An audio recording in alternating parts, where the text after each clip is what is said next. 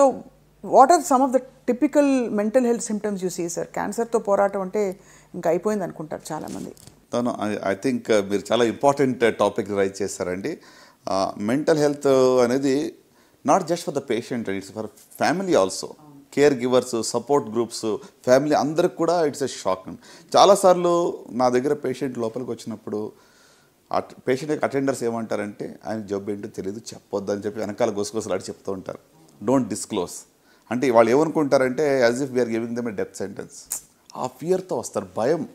అన్నిటికన్నా ముఖ్యంగా క్యాన్సర్లో ఏంటంటే నంబర్ 1 మెంటల్ హెల్త్ ఇష్యూస్ ఏంటంటే ఫియర్.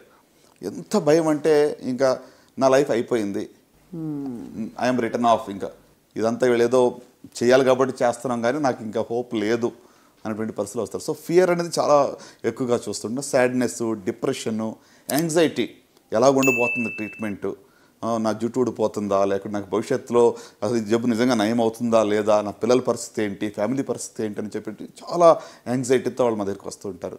సో అంత మాత్రం కాదు, సాడ్నెస్ ఉంటుంది. చాలామంది షాక్కి వెళ్తారు సడన్గా, అసలు అంటే డినయల్కి వెళ్ళే వాళ్ళు కూడా చాలామంది నేను చూస్తాను. ఇది డయాగ్నోసిస్ కరెక్ట్ కాదు, రిపీట్ చేయండి, మళ్ళీ బయాప్సీ చేయండి అని చెప్పి చాలామంది అడుగుతూ ఉంటారు. సో ఇట్లా వేరీడ్ ఫార్మ్స్ ఆఫ్ ప్రజెంటేషన్, భయంతో మొదలయ్యి యాంగ్జైటీతో ఉంటూ, లేక ఎంతో డిప్రెషన్ కానీ, లేకుంటే డినయల్ కానీ, లేకుంటే సమ్ కైండ్ ఆఫ్, అంటే వాళ్ళకి ఎట్లా అంటే sometimes it's mixed emotions వాళ్ళకి. అవును, అంటే కొంతమంది ధైర్యంగా ఉన్నట్టు ఉంటారు కానీ పైన outwardly they are acting as if they are very strong, but deep within they are very much scared. So అంటే ఒక అన్నోన్ ఫ్యూచర్, మనకు తెలియనటువంటి భవిష్యత్తు గురించి వాళ్ళు చాలా స్ట్రెస్కి లోనవుతూ ఉంటారు. సో ఇవి అంటే నిజంగా చెప్పాలంటే ఈ ఇష్యూస్ని పబ్లిక్గా మాట్లాడుకోవడం కూడా చాలా తక్కువ. Correct sir. People go through it, అందరూ దీన్ని అనుభవిస్తారు కానీ చెప్పుకోలేరు. దీన్ని ఎవరి దగ్గరికి వెళ్ళి హెల్ప్ తీసుకోవాలి, ఎలా చెప్పాలని కూడా తెలియదు. అట్లా చాలాసార్లు ఏమవుతుందంటే ఈవెన్ డాక్టర్స్ దగ్గర కూడా అంత ఎక్కువగా వాళ్ళతో టైం స్పెండ్ చేయడానికి వాళ్ళకి టైం ఉండదు. అవును. సో వచ్చి వాళ్ళని పంపించేస్తారు, వాళ్ళకి ఉన్న ఆ యొక్క నీడ్ని ఎవరు కూడా అడ్రస్ చేయటం లేదు. So I think the biggest gap నేను అనుకున్నది ఏంటంటే మెంటల్ హెల్త్కి సపోర్ట్ చాలా తక్కువగా ఉంది. అంటే ఇప్పుడు కేర్ గివర్స్ కానివ్వండి, లేక డాక్టర్స్ కానివ్వండి, వాళ్ళు what they are going through అర్థం చేసుకుని కొంచెం వాళ్ళకి ధైర్యం చెప్పగలిగితే చాలా వరకు వాళ్ళకి తగ్గుతుందని అనుకుంటాను. మనకి ఏమన్నా ఫౌండేషన్ నెట్వర్క్స్ ఉంటాయా సార్ ఇలాగంటే సపోర్ట్ గ్రూప్స్ లాంటివి? అయ్యో డెఫినెట్లీ అండి. అంటే ఒకటండి, ఇప్పుడు ఈ స్ట్రెస్లో రావడము, లేక యాంగ్జైటీ, ఫియర్ రావడం అనేది సర్వసాధారణం. ఇదేదో వింతైన ప్రాబ్లం కాదు. మెంటల్ హెల్త్ డిస్టర్బెన్స్ అనేది మరి క్యాన్సర్ డయాగ్నోస్ వచ్చినప్పుడు ఖచ్చితంగా వస్తాయి. సో దీన్ని ఎలాగ మనం అధిగమించాలని చూస్తే నంబర్ 1 నేనేమనుకుంటానంటే ప్రొఫెషనల్ హెల్ప్ తీసుకోవాలి. సో నాకు ఈ భయంగా ఉంది, నాకు దీన్ని నేను ట్యాకల్ చేయలేకపోతున్నాను, నా ఎమోషన్స్ని నేను మరి కంట్రోల్ చేయలేకపోతున్నాను అని మనం ఒక ప్రొఫెషనల్ హెల్ప్ దగ్గరికి వెళ్ళడం మంచిది. ఒక కౌన్సిలర్ కానివ్వండి, లేక సైకాలజిస్ట్ కానివ్వండి, చాలామంది ఇప్పుడు ఈ రోజుల్లో అందుబాటులో ఉన్నారు. ఆన్లైన్లో కూడా మీరు తీసుకోవచ్చు కావాలంటే. సో అది ఒకటి. రెండోది మీరు అడిగారు, ఇప్పుడు ఇందాక చెప్పారు కదా సపోర్ట్ గ్రూప్స్, చాలా వాటికి ఇప్పుడు సపోర్ట్ గ్రూప్స్ కూడా ఉన్నాయి. బ్రెస్ట్ క్యాన్సర్ సర్వైవర్స్ గ్రూప్ ఉంది, లేకపోతే పీపుల్ అంటే మనకులాగానే వేరే ఇదే జబ్బు గుండా ప్రయాణం చేసిన వాళ్ళు ఇక స్టోరీస్ మనం వింటే మనకు ధైర్యం వస్తుంది. అవును, కరెక్ట్ సార్. సో కనుక అలాంటి గ్రూప్స్ చాలా ఉన్నాయండి. ఇప్పుడు ఈవెన్ మా యొక్క ఫౌండేషన్ ద్వారా కూడా వీఆర్ సపోర్టింగ్ సచ్ యాక్టివిటీస్ అనమాట. అంటే కొంతమంది సర్వైవర్సే ఒక గ్రూప్ లాగా వచ్చి వాళ్ళు ధైర్యం చెప్తున్నారు, ఎస్పెషల్లీ బ్రెస్ట్ క్యాన్సర్ సంబంధించి we have done in the past, ఇప్పుడు కూడా చేస్తున్నాం. అంటే వాళ్ళు ఏం చెప్తారు, పూర్తిగా నయం అవుతుంది, మనం నార్మల్ లైఫ్కి తిరిగి వస్తామనా? అంటే వాళ్ళు ఫస్ట్ థింగ్ ఏంటంటే ఈ యొక్క డయాగ్నోసిస్ గురించి మీరు అన్నెసరీగా స్ట్రెస్ అవ్వక. ఇప్పుడు ఫస్ట్ స్టేజ్ 1 డిసీజ్ ఉన్న వాళ్ళు కూడా ఇక రేపమ్మప్ప నేను వెళ్ళిపోతానన్న పరిస్థితులు భయపడుతూ ఉన్నారు. ఇట్స్ నాట్ నేను ఇప్పుడు ప్రతి క్యాన్సర్ 100% క్యూర్ చేస్తాము, నయం చేస్తామని I'm not giving a wrong claim. Even with ఇంత మంచి అడ్వాన్స్డ్ టెక్నాలజీ ఉన్నా కూడా స్టేజ్ మీదనే డిసీజ్ ఆధారపడి ఉంటుంది, అవుట్కమ్స్ ఆధారపడి ఉంటాయి. But at the same time మనం మేనేజ్ చేయగలిగింది, మనం నయం చేయగలిగింది కూడా నయం కాదు అనుకునేది ఎక్కువగా కనబడతా ఉంది. So I think we have to ట్యాకల్ that issue first అనమాట. సో అందుకు మీరు అన్నట్టుగా సపోర్ట్ గ్రూప్స్ చాలా హెల్ప్ఫుల్ అండి. ఇంకొకటి సపోర్ట్ గ్రూప్స్ అంటే ఇందులో చాలా వరకు ఏంటంటే మా ఇంటి పక్క వాళ్ళకి ఏమో తీసుకున్నారు, వాళ్ళకి జుట్టు ఊడిపోయింది, వాళ్ళు చాలా ఇబ్బంది పడ్డారు కాబట్టి నాకు ఆ బాధ వద్దు. ఇది కూడా ఉంటుంది. ఇది negative impact of somebody else's experience. మా దగ్గర చాలామంది ఏంటంటే మా బంధువులు ఎవరికో ఇది మేము చూసాము, సో మాకు అలాగ అవుతుంది, మాకు వద్దు. అరే వాళ్ళ జబ్బు వేరు, వాళ్ళ స్టేజ్ వేరు, వాళ్ళ యొక్క డిసీజ్ యొక్క బయాలజీ వేరు, వాళ్ళకి ఇచ్చిందే మీకు ఇవ్వాలని ఏమి లేదు కదా. అవును, కరెక్టే కదా సార్. సో అంటే మనము we are comparing orange with apple. Correct. So అంత డిఫరెన్స్ ఉంటుంది. అందుకోసము అనెక్డోటల్ ఎగ్జాంపుల్స్ ఎవరికో జరిగిందని తీసుకుని కంపేర్ చేయడం కరెక్ట్ కాదు. సో ప్రొఫెషనల్ సపోర్ట్ గ్రూప్స్ ఉన్నాయి, ప్రొఫెషనల్ కేర్ గివర్స్ ఉన్నారు, కౌన్సిలర్స్ ఉంటారు, వాళ్ళ దగ్గరికి వెళ్ళొచ్చు. అన్నిటికన్నా ముఖ్యంగా నేనేమంటానంటే develop a rapport with your doctor. మీ డాక్టర్ దగ్గర మీరు ర్యాపో డెవలప్ చేసుకుని మీకు ఏమున్నాయని క్లియర్గా అడగండి. So it's okay to break down. మీరు ఇప్పుడు డయాగ్నోస్ విన్నప్పుడు స్ట్రెస్ వచ్చినప్పుడు లోపల దాచిపెట్టుకోండి, ఎక్స్ప్రెస్ చేయకండి అని చెప్పట్లేదు. It's okay to cry, it's okay to express, చెప్పొచ్చు, బాధపడవచ్చు. అంటే అలా చేయడం వల్ల కూడా మీరు కొంచెం ఫ్రీ అవుతారు. అంటే మిగతా డిసీజెస్కి సార్ దీనికి ఒక ప్రధాన తేడా అనిపిస్తుంది. మిగతా డిసీజెస్కి మూల కారణం ఎక్కడో కనిపెడతాం, కరెక్ట్. ఇది సడన్గా ఒక పెద్ద రాయి వచ్చి తన నెత్తి మీద పడ్డట్టు క్యాన్సర్ని నేనేం చేశానని నాకే ఎందుకు అని ఒక బిట్రేయల్ ఫీల్, జీవితం నన్ను వెన్నుపోటు పొడిచిందనే ఫీలింగ్ వస్తుంది కదా సార్. కరెక్ట్. అక్కడి నుంచి ఇంకా ట్రీట్మెంట్కి రిసెప్టివ్ అవ్వడం, ట్రీట్మెంట్ ప్రాసెస్లో అయ్యే ఇబ్బందులు తట్టుకోవడం, కరెక్ట్, అది ఇట్స్ ప్రాసెస్ కదా సార్. సో మీరు అన్నట్టుగా మోస్ట్ ఇంపార్టెంట్ క్వశ్చన్ ఏంటంటే వై మీ, నాకే ఎందుకు, నేనేం చేశాను, ఏం తప్పు చేశాను, నాకు ఎలాంటి అలవాట్లు లేవు కదా, ఎగ్జాక్ట్లీ సార్, మాకు కూడా నాకే ఎందుకు రావాలి ఇది అనేటువంటిది చాలా ఇబ్బంది పెడుతూ ఉంటుంది. సో అందుకే కేర్ గివర్స్ మీ యొక్క డాక్టర్తో చెప్పుకోవడము, సపోర్ట్ గ్రూప్స్ హెల్ప్ తీసుకోవడం అనేది ఐ థింక్ చాలా ఎక్స్ప్రెస్ చేయడం చాలా ఇంపార్టెంట్. ఈ రోజుల్లో ఐ థింక్ మీ అందరికీ తెలిసినట్టుగానే కోవిడ్ వచ్చిన తర్వాత mental health has become significant issue.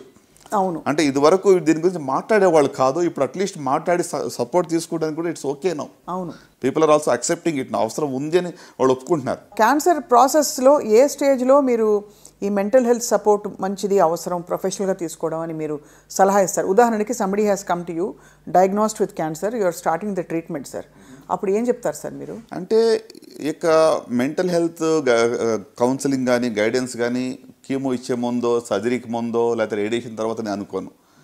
Diagnosis అయినప్పటి నుంచి ఎంటైర్ ప్రాసెస్లో వాళ్ళకి అవసరం పడుతుంది. అంటే ఇప్పుడు అందరికీ అవసరం పడదు. చాలామంది కొంతమంది దాన్ని పాజిటివ్ ఫీలింగ్స్తో ఉండి వాళ్ళు అవుట్లుక్ కూడా లేదు, ఐ విల్ బీట్ ఇట్, నేను దీన్ని జయించగలను అనే నమ్మకంతో చాలామంది ఫైట్ చేసేవాళ్ళు ఉన్నారు. వాళ్ళకి కంటిన్యూడ్ సపోర్ట్ అవసరం లేదు. కానీ what I say is right from breaking the news, జబ్బు ఉందని డయాగ్నోస్ అయినప్పటి నుంచి during the entire process once in a while at least, అంటే ఆ ఇంటర్వల్ ఎంత అని మనం డిఫైన్ చేయలేము, ఇట్స్ వెరీ సబ్జెక్టివ్, ఖచ్చితంగా అవసరం పడుతుంది. అంటే అవుట్లెట్ ఉండాలి, టు వెంట్ అవుట్ కదా సార్. ఎవరి దగ్గర చెప్పుకోవడానికి ఒక అవుట్లెట్ ఉండాలి. అన్నిటికన్నా ముఖ్యంగా నేనేమనుకుంటున్నాను దీంట్లో family and friends play significant role. మీ కుటుంబ సభ్యులు లేదా దగ్గర ఫ్రెండ్స్ ఖచ్చితంగా వాళ్ళతో మీరు చెప్పుకునేటువంటి ఒక రిలేషన్ ఉన్న వాళ్ళైతే చాలా మంచిది. సో దట్ మీకు ఒక అవుట్లెట్ ఉంటుంది, దానివల్ల కూడా మీరు చెప్పుకున్న తర్వాత మీరు లైట్ ఫీల్ అవుతారు. ఉదాహరణకి బ్రెస్ట్ క్యాన్సర్తో లేకపోతే కొన్ని క్యాన్సర్స్తో బాధపడుతున్న వాళ్ళు డయాగ్నోసిస్ అయ్యాక వాళ్ళు ట్రీట్మెంట్ తీసుకున్న క్రమంలో do they have normal activity like normal sexual activity కావచ్చు, భర్తతో టైం స్పెండ్ చేయడం, ఫ్యామిలీతో టైం స్పెండ్ చేయడం, ఇవన్నీ జరుగుతుందా? బికాజ్ నేనేదో హట్కే, నేను అబ్నార్మల్ అనే ఫీలింగ్లోకి వచ్చేస్తారు. So what you typically advise, how to be sensitive అని భర్తలకి ఏం చెప్తారు? అంటే ఒకటండి, ఎమోషనల్ సపోర్ట్ మరి భార్యలకి భర్త ఇవ్వాలి ఈ టైంలో. అంటే ఇదివరకు ఉన్నంత యాక్టివ్ లైఫ్ స్టైల్ ఉండకపోవచ్చు. ఫర్ ఎగ్జాంపుల్ ఇప్పుడు వాళ్ళ యొక్క సెక్షువల్ లైఫ్ కానివ్వండి, లేకుంటే వాళ్ళ యొక్క సోషలైజింగ్ కానివ్వండి, ఇదివరకు ఉన్నంత ఉండకపోవచ్చు. కొంచెం డిస్టెన్సింగ్ అవుతుంది, కొంచెం వాళ్ళు మూడు లోగా ఉంటుంది. ఎస్పెషలీ కీమోథెరపీలో ఉన్నప్పుడు హార్మోనల్ ఇంబ్యాలెన్స్ జరుగుతూ ఉంటుంది. ఇప్పుడు బ్రెస్ట్ క్యాన్సర్ కీమో ఇస్తున్నప్పుడు చాలా వరకు ఓవరియన్ సప్రెషన్ జరుగుతుంది. సో కాబట్టి ఈస్ట్రోజన్ పొజిషన్ యొక్క లెవెల్స్ తక్కువ ఉంటాయి. సో అలాంటి అప్పుడు మరి స్పౌస్ అర్థం చేసుకోవాలి. సో వాళ్ళకి సపోర్ట్ చేస్తూ, వాళ్ళని ఎంకరేజ్ చేస్తూ, అంటే ఒకటండి ఇందులో బయటపడాలంటే వన్ వే ఈజ్ స్పౌస్ కానీ ఫ్యామిలీ ఫ్రెండ్స్, అంత మాత్రం కాదు, సోషలైజింగ్ కూడా ఇంపార్టెంట్. మనం ఐసోలేట్ చేసుకుని లోపలని ఎవరికి కనబడకుండా మనం ఐసోలేట్గా ఉండాలంటే యూ కెనాట్ బీట్ ఇట్. ఏదో రకంగా సమ్ యాక్టివిటీస్లో బయటకు రావడం అనేది చాలా ఇంపార్టెంట్. ఇక్కడ సార్ ఈ కాంటెక్స్లో again extension of this very sensitive question, చాలామంది బ్రెస్ట్ క్యాన్సర్తో బాధపడి బ్రెస్ట్ రిమూవల్ తప్పనిసరి పరిస్థితుల్లో మీరు సర్జరీ తీసేయాల్సి వస్తుంది sir. How do people deal with that? విమెన్కి అది ఒక చాలా పెద్ద ఒక స్టిగ్మా లాగా ఉండిపోతుంది. నేను 100% చాలా, అంటే దిస్ ఈజ్ వెరీ రెలవెంట్ అండి. మీరు ఈ ప్రశ్న ఎంత ప్రాముఖ్యం అంటే, ఒక ఆడవాళ్ళకి మరి బ్రెస్ట్ అనేటువంటిది it's a symbol of their womanhood. ఒక రకంగా చెప్పాలంటే ఒక ఆర్గన్ మనం తీసేస్తున్నామంటే మరి ఒక సైకలాజికల్గా చాలా ఇంపాక్ట్ ఉంటుంది.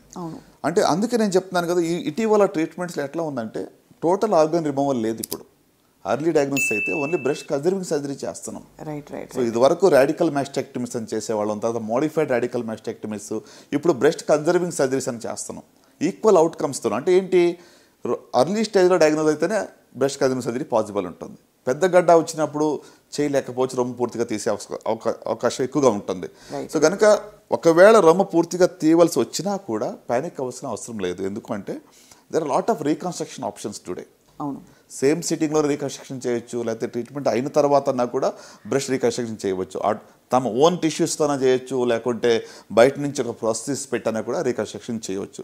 రైట్. సో అంటే you can get back your confidence. మీరు ధైర్యంగా సమాజంలో ఎలాంటి సిగ్గు పడకుండా ఉండటానికి అన్ని రకాల ఆప్షన్స్ ఉన్నాయి. ఏమీ లేదనుకోండి, ప్రస్తుతానికి రీకన్స్ట్రక్షన్ ఇప్పుడు వద్దు, టోటల్ బ్రెస్ట్ తీసేశారు అనుకున్నా కూడా ఆర్టిఫిషియల్ ప్రాసెస్ అందుబాటులో ఉన్నాయి. సో అట్లీస్ట్ అంటే అవి మనం వాడుకొని కూడా you can easily move around. అంటే నలుగురు మధ్యలో వెళ్ళాలి, నాకు ఎంతో సిగ్గుగా ఉంటుందని భయపడే అవసరం లేదు.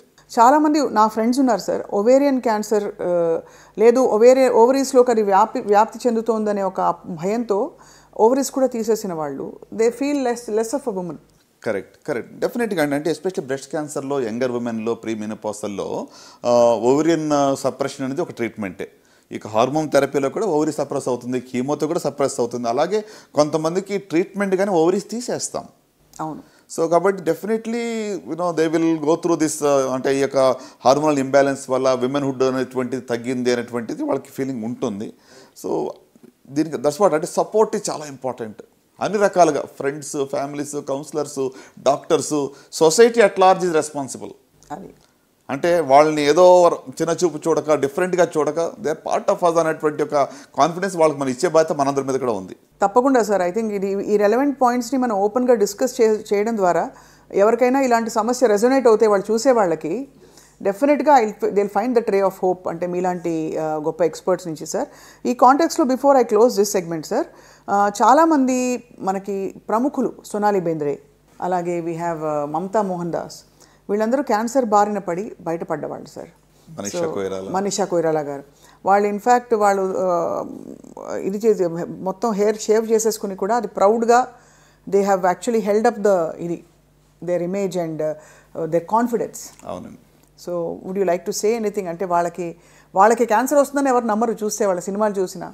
అంటే క్యాన్సర్ ఈజ్ అందరికీ ఎవరికైనా రావచ్చు, but at the same time it can be cured అని ప్రూవ్ చేసిన వాళ్ళు. అవునండి. ఫర్ ఎగ్జాంపుల్ ఇప్పుడు మీరు ఇందాక చెప్పినట్టుగా మనీషా కొయిరాలా కానివ్వండి, లేకుంటే సోనాలి బెంద్రే గారు, ఎంతో మరి వాళ్ళు ఏదో అర్లీ స్టేజ్లో కనుగొని ఈజీగా ఫైట్ చేసి వచ్చిన వాళ్ళు కూడా కాదు.